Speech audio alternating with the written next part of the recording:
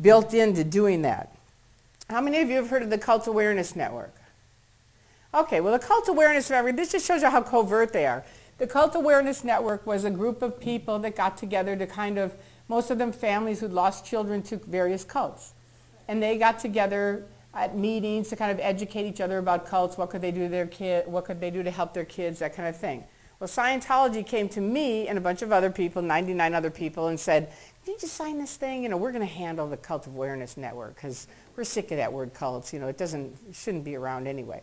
So we're like, okay, so we sign it. It turns out they bankrupt CAN, and now when you call, if you type on the internet cults, you'll see CAN, Cult Awareness Network, you dial it up, it's Scientology.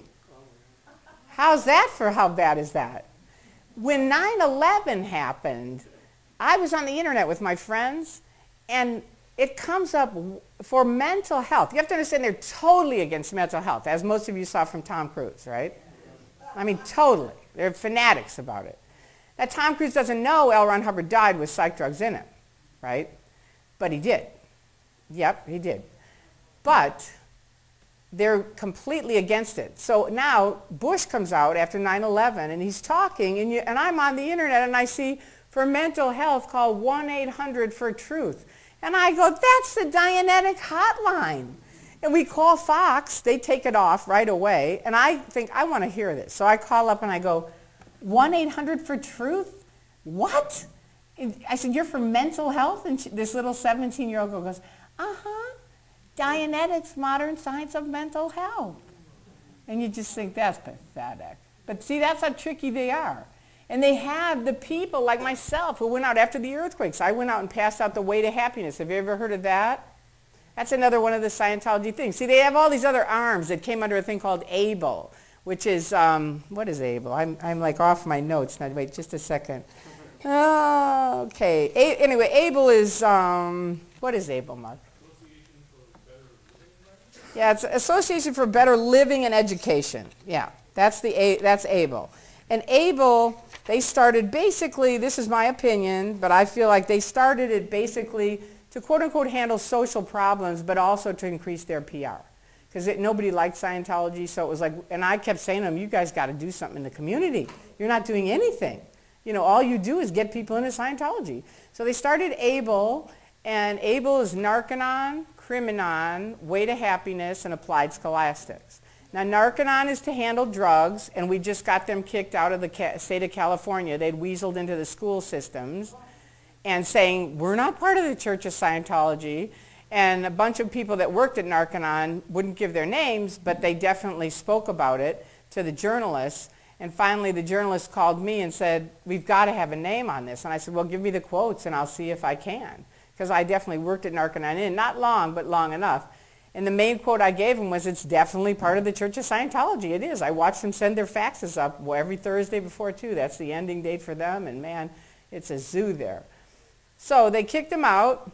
Criminon is in the prison systems. They put in Way to Happiness in there. I wouldn't say I personally, you have to realize, first of all, my opinions are based on, I escaped out in July of 2000.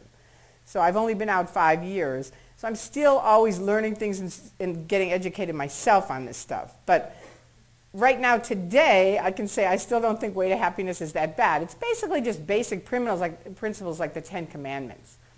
Where it's bad, and I felt like this even when I was in, is they basically rope in doctors, dentists, lawyers, people that are well thought of in the community, and they'll go and they survey an area. And they find out what the quote-unquote buttons are for the area. And then they'll go to a doctor and say, you know, these are the buttons we found. And this is handled with Way to Happiness. If we get out 40,000 booklets, this will help it. And the guy feels guilty, and he says, okay, and he writes him a check for 20 grand, right? He doesn't realize what they're really doing is safe pointing Scientology. That's Hubbard wrote a thing called safe pointing, and that's what they do. They're getting L. Ron Hubbard's name out there. Do you see what I mean? So people are thinking good of him, and then they can move in with their churches. And this just happened about a year ago. I went to a movie, and it was a movie about black Baptist singers, right? And so we watch the movie, and I come out, and I see these guys on Hollywood Boulevard in their Navy uniforms, and there's a bunch of black kids around them, and they got the clipboard, and they're surveying them. What do you think of this picture? And I walk up and I said, "You're a Scientologist." And he goes like this, "I'm with the Way to Happiness." And I said, "You know what? The very first principle of the Way to Happiness, or one of the key ones, is always tell the truth. So quit lying. Just tell them you're a Scientologist." And he goes, "Okay, I'm a Scientologist." They all go, "You are?" So then I walked down the block, and here's another guy surveying these black kids. And I said, "You're a Scientologist." And he hesitated. "I'm with the Way to Happiness." I said, "You know what?" I give him the same pitch. And he admits it to the kids. "Okay, I'm a Scientologist." And I tell the kids, I said, "You guys remember this, because when they come into Inglewood to start their mission, you remember that they lied about this to you today, because they did. And that's the stupid stuff they do. It's not that Way to Happiness is bad. It's just that sneaky stuff that they do around it that's not okay. They should pay for the booklet. If they really feel like the community needs it, they should pay for it. They milk enough people for money, they should pay for it.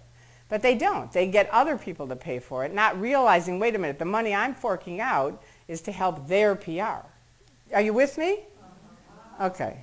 All right. So, it's tricky. It's very tricky, because it sounds good, it looks good, but you got to look beyond it. And one thing I will say, the critics have been fabulous for all of us, for really everyone in this room and everyone in the world, because the internet has been such a blessing, because totalitarian systems count on secrecy. They count on you not knowing the facts. And because of the internet, anybody just about can sit in your living room and find out facts about things that we never could before. Same with Scientology. Scientology depends on secrecy, right? You can't know, I can't tell you what the next level is until you pay me the check, and then even then you can't tell. And if you do tell, you're going to be declared a suppressive person, and just on and on and on.